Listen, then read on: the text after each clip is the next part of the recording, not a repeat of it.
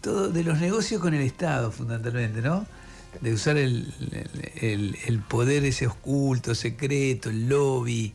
Y cómo funcionarios responden órdenes, obedecen órdenes de gente que está fuera del organigrama. Pero todo en función de los negocios, porque es bueno, en eso. función de los negocios, claro. Y cómo no, el derrape de este hombre, o sea, hay una desesperación por la guita ahí que no se... No, tremenda.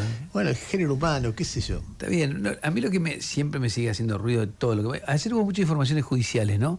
Cuando uno revisás, tenés, bueno, está lo del decomiso de bienes de Cristina Kirchner, está el informe de Libra, lo que apareció nuevo del Andís. La confirmación del procesamiento de Alberto Fernández. La confirmación del procesamiento de Alberto Fernández. El rechazo para mí inexplicable de la Cámara a la domiciliaria para debido. No sé si me queda alguna otra cosa más. No, lo de Libra, porque lo de Libra también tiene que ver con la justicia, porque es la inacción de la justicia. Vos te das cuenta que una comisión de diputados hace más que lo que hace el fiscal. Y en todo eso para mí hay un lugar común. Y es la justicia funcionando bien solo a veces. Y que creo que es uno de los grandes problemas que tiene la Argentina. Que vos dependés de a qué fiscal le toca, a qué juez le toca. Lo de Maquintas pasó también. Hoy lo decía Gravia, no lo dije yo, lo del lago escondido, que para mí está muy asociado a eso. Vos tenés causas que, si lo hubiera, por ejemplo, si la causa del lago escondido lo hubiera agarrado un fiscal como Picardi, no se cae. La agarra un fiscal que quiere que se caiga, se cae. Entonces depende si un juez quiere avanzar o no quiere avanzar. Y eso no es casual. Tiene que ver muchas veces con la influencia que tiene el poder económico sobre la justicia, para mi modo de ver. Bueno, yo hace un rato hablé de algo que te voy a leer ahora, que quiero ver qué opinas. Que me parece muy interesante. Más allá de la manera provocativa que yo lo abordé, me parece muy interesante para tratar de pensar si hay un cambio de época o no. Agustín Laje hace un tuit ayer, digamos, que tiene el tono de él, que por momentos es muy chicanero, muy provocador, pero que por ahí sirve como disparador para pensar. Yo creo que el cambio de época que él me menciona no es tan profundo como él dice y que omite pero tal vez vos pienses distinto. Pero algo hay, sí, a ver. Dice que lindo se ha puesto todo. Pensar que hace 2 décadas, cuando iba al colegio, decir que no eran 30.000 te costaba una sanción. El Che era un santo laico que estampaba camisetas. Néstor y Cristina encabezaban una revolución nacional y popular. Chávez y Maduro construían la patria grande. Evo y Correa secundaban esta empresa. Cuba se arrogaba la paternidad del socialismo del siglo XXI. Obama consolidaba una agenda progresista dentro y fuera de Estados Unidos, y decir que uno era de derecha en cualquier rincón era tabú. 20 años después, nos cagamos en las mentiras del setentismo, y afirmar que no fueron 30.000 se convirtió en un lugar común. Ya nadie usa las remeras del Che, el socialismo revolucionario ya no está de moda. Néstor y Chávez son cadáveres putrefactos y Cristina está presa por corrupta. Maduro y su narcodictadura están rodeados por fuerzas norteamericanas y pueden caer en cualquier momento. El régimen cubano no inspira nada más que horror. Evo está escondido por pedófilo y Correa escondido por ladrón. Trump gobierna Estados Unidos, Milei la Argentina, la agenda woke está en crisis y la juventud occidental empieza a girar rápidamente a la derecha, incluso en lugares tan complicados como España. Por fin, asumirse de derecha ya no es tabú, sino un signo de sentido común, sanidad mental, altura moral y rebelión contra el establishment, también de pulcritud e higiene personal. Esto va para vos. Después, insisto, qué lindo que se puso todo, la batalla cultural sí que dio resultados. Bueno, es un texto provocador, pero a ver, algunos puntos tiene. O sea, algunos cambios se están dando. Nosotros con vos charlamos muchas veces de esto. No sé, que de pronto la idea de justicia social esté en un retroceso tal que de pronto mucha gente diga, no sé, no me importa demasiado que haya hospital público, es un dato. O lo que pasa con la discapacidad. Ahora, tomarlo como una generalización me parece un error. Me parece un error porque no es así de ninguna manera. No todo el mundo está avalando esto, ¿no? Y además son etapas, son momentos, pero es un lindo punto para discutir. Lo que dice con respecto al tema de derechos humanos es un poco así. Algo está pasando, alguna crisis hay ahí. Ahora, ¿esto quiere decir que este señor tiene razón? No, qué sé yo. No sé, ahí hay una discusión para dar, incluso con respecto a la higiene. Pero claro, vos ves algunos personajes, date una vuelta por, no sé, por algún streaming libertario. Pero me parece que algo de eso hay, algo está en crisis, ¿no? Algo está en crisis que tiene que ver con los valores para mí, de la democracia occidental, y eso es lo riesgoso. Libertad, igualdad y fraternidad. Uno dice, todo Occidente, el Occidente democrático se construye en base a eso. Y de pronto que te digan que libertad, como dice Sturzenegger, como dice el Coloso, la libertad es que vos tengas igualdad con el patrón, por ejemplo, como si fueran lo mismo, que los lobos y los corderos puedan convivir, que es un poco lo que están planteando. Bueno, me parece que nada, que hay que defenderlo. Y en cuanto a superioridad moral, yo sigo insistiendo, sí hay una superioridad moral de la izquierda. La izquierda como concepto, del que piensa que hay que salvarse con todos, que no podés arrojar a la gente por el precipicio. Yo creo que en eso hay una superioridad moral, pero de la izquierda, no del que piensa que se salve el más apto, entre comillas. Mira, yo te voy a decir una cosa, yo no estoy de acuerdo ni con el análisis de él ni con el tuyo. A ver. Porque creo que omiten un montón de cosas que son permanentes y que no han cambiado. Y que si no han cambiado es porque la sociedad argentina piensa que no deben cambiar.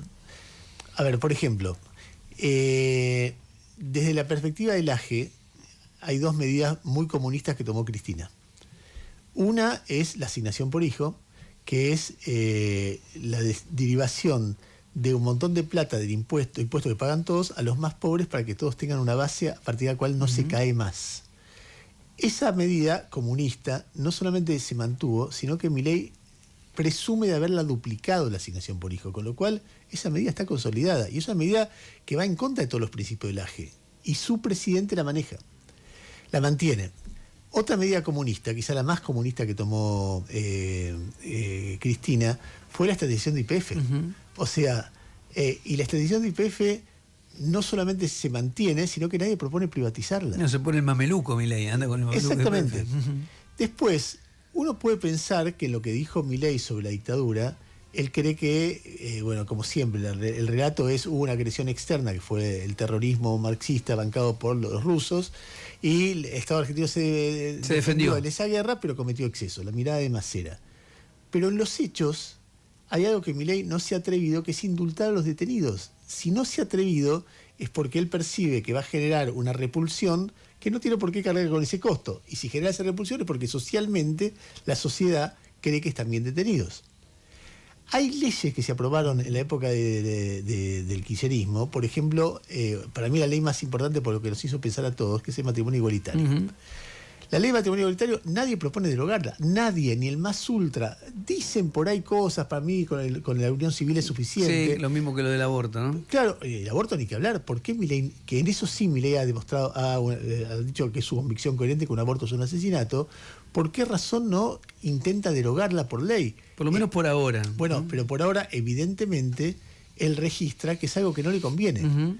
La ideología del AGE, básicamente, está expresada en el discurso de Milei en Davos, que generó una respuesta muy masiva y de lo cual Milei no volvió a hablar, evidentemente porque registró que es una sociedad que eso lo defiende. Entonces, si Milei registra que la sociedad defiende el aborto, defiende la tolerancia a las minorías, defiende el matrimonio igualitario, defiende que los militares sean presos, ¿en qué cambió tanto la sociedad? No, pero hay algún cambio. No, yo no estoy diciendo que no haya algún cambio. Lo que yo digo es que hay un montón de cambios que son permanentes y que reflejan avances en relación. Mira, la sociedad cambió. Pero eso no difiere mucho lo que digo yo, ¿eh? No, bueno, lo que yo digo es que no hay un antes y un después. No, yo tampoco digo eso. Lo que confunde para mí Laje es que él confunde la ideología del Estado con los relatos que conviven en una sociedad. Entonces la ideología del Estado dice estas cosas que dice Laje, como la ideología del Estado en la época de Kirchner decía esas cosas que, siempre deformando como deforma él, que entonces parece que la ideología del Estado es la ideología dominante, y para mí la sociedad es mucho más rico de lo que pasa en el Estado. Entonces la gente vota a alguien, alguien dice un montón de cosas y trata de imprimir determinadas miradas sobre la sociedad. Sí, determinados relatos sobre todo, ¿no? Y la sociedad tiene 1000 relatos. Sí. Es más, la mayoría de los relatos ni siquiera registran esto que dice Laje. Por ejemplo, ¿cuánta gente usaba en los 2000 camiseta del Che? 10. Sí, no lo sé, pero también se sigue usando la camiseta del Che. Anda a una cancha Claro. y ve camiseta del Che. Claro. ¿Qué sé yo? Mañana voy a traer la O mía. sea, ¿y para cuánta gente el Che era un santo? Para algunos, para la mayoría. Sí, pero aparte, tampoco es que ni un santo ni un demonio, también esa cosa de... Yo creo que sí hay una necesidad del AGE y de un sector de plantear las cosas en blanco-negro. Eso. Que eso ayuda, palanca. Y después, ¿México qué pasa? ¿Quién vota en México? ¿Y en Brasil qué pasa? ¿Quién vota? ¿Y en Holanda qué pasa? ¿Quién vota en Holanda? ¿Y en Nueva York qué pasa? ¿Quién vota en Nueva Sí, York? es mucho más complejo, Y está después, claro. Evo es cierto que tiene que dar cuenta de una cuestión de pedofilia que es grave y es seria. Y Trump, su jefe, no. Claro. Entonces, cuando él dice, los buenos somos estos, los malos son nosotros, ganamos los buenos contra los malos, y Bueno, vos decís, pero es la "Esperá". idea, el concepto de la fuerza del cielo. El concepto casi religioso. Están los buenos de este lado, los que acompaña a Dios, y están los otros lados, los comunistas, los sucios, los malos. Creo que esa simplificación le ha permitido apalancarse. Ahora, sí es real que eso no pasaba y que hay una especie de vuelta a esos valores, a la defensa de esos valores, que a mí me parecen antitéticos con los de... A mí lo que más me impacta es que son antitéticos con los valores de Occidente, la democracia occidental, la democracia republicana occidental. No es que son... A ver, no están cuestionando al comunismo, están cuestionando el sistema democrático. Yo creo que el AGE lo que pone en tensión, los LAGE, ¿no? Son los valores de la democracia. La igualdad es una mala palabra, pasó para ellos. La libertad se la han apropiado. Es un concepto de libertad que tiene que ver con la libertad del mercado. Y al diablo con la fraternidad. ¿Qué fraternidad? Echemos a los inmigrantes, marginemos a los gays. No sé, bueno, eso es lo que me parece muy fuerte. La amenaza al sistema democrático parta de un sector que dice que el sistema democrático es el que permite, no sé, justamente la libertad, qué sé yo. Sí, yo creo que viste que se utiliza mucho últimamente la idea del hombre de paja. El hombre de paja es que vos construís a alguien que no dice lo que vos decís, por ejemplo, Siete Case, Tenenbaum y el doctor Taglione somos comunistas. Y vos decís, no somos comunistas. La verdad que no somos comunistas. Pero ya al decirlo... Entonces dice, y vamos a vencer al comunismo. Le digo, pero si el comunismo no existe. Bueno, es muy fácil vencer algo que no existe. Es cierto también eso, claro, algo que fracasó. entonces Decir, ha cuando, fracasado algo que todos sabemos que fracasó. digamos, el proceso que se dio del 2000 al 2015 en América Latina fue muy variado, y tuvo muchos. Casi en ningún lugar era un proceso revolucionario. Es cierto. Entonces, y tuvo muchas, por suerte. Y tuvo muchos aciertos y tuvo muchos errores. Claro, exacto. Y no era lo mismo Lula que Kirchner que Cristina que Chávez que Evo Morales que los chilenos, etc. Pero en la simplificación necesaria para ellos, sí eran todo lo mismo. Todo era Cuba y hoy Todo Cuba no existe. Es que no era Cuba. No, claro. Y había muchas cosas, y hay muchas cosas que aún existen. Entonces todo esto, dicho así, termina siendo un disparate.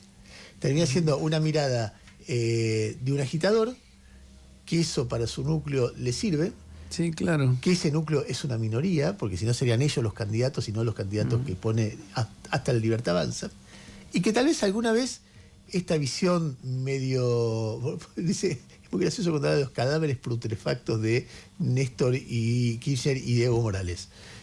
También lo de su líder, no sé, Adolfo Hitler. Sí, claro. Y sí. Y también va a ser el mío y el de él cuando nos muramos. No define una ideología si un cadáver está putrefacto o no, sino los gusanos, el paso del tiempo. Entonces, es todo una construcción un poco fantasiosa. Pero en esa construcción fantasiosa se ve cuál es la amenaza que tiene la democracia, a mi modo de ver. Esto que venís contando vos de Estados Unidos, la aparición de sectores casi filonazis, empieza a ver algo así, ¿no?